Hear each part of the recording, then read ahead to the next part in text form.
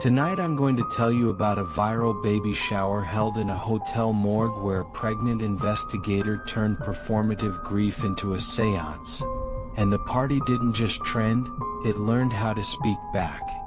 Welcome to the Knosis Tape Podcast. The studio's low, the screen behind me is a black mirror, and I've been scrolling through every clip, comment thread, and follow-up live stream I could find until the edges of the story blurred. I watched the original stream, the rewinds, the stitched reactions, the creator's apology video, and the way the comments started to repeat like a chorus.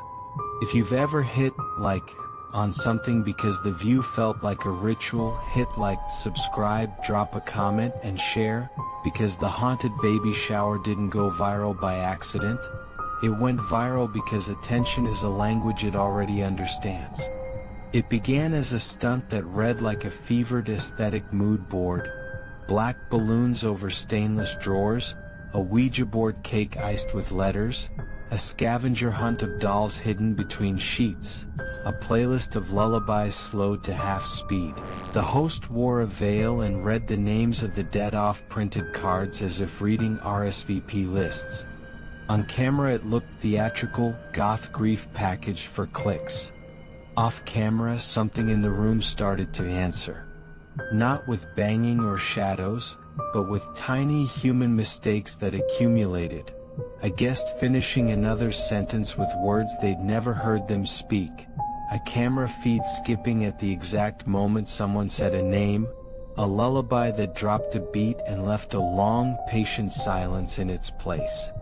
That silence became the medium. People online began to mimic the ritual. Recreations, ASMR renditions, tutorial videos on how to make a Ouija cake. The comment sections filled with the same phrase over and over, like a chorus training itself. We remember her. At first you'd think that was grief contagion. But pay attention to the small artifacts in the streams. The audio compression when the host laughs, the micro glitch right before a guest's eyes go blank for a breath. Those glitches are like footprints. They are not random errors, they are editing artifacts that learned where to sit in the signal to be most persuasive. Attention became a feedback loop. The more people watched, the clearer the pattern became. The clearer the pattern, the more people watched. Witnesses from the party later reported waking with phrases in their mouths they could not account for.